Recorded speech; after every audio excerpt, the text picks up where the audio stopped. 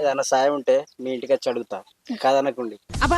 సరేలే, నాకు సాధ్యమైతే చేస్తా. సరే మేడం, మరి మూత. ఉమ్. మేడం, మీ నెంబర్ ఇస్తారా? ఎందుకు? ఎందుకా? మీతో మాట్లాడాలి. అవునా, సరే తీసుకో.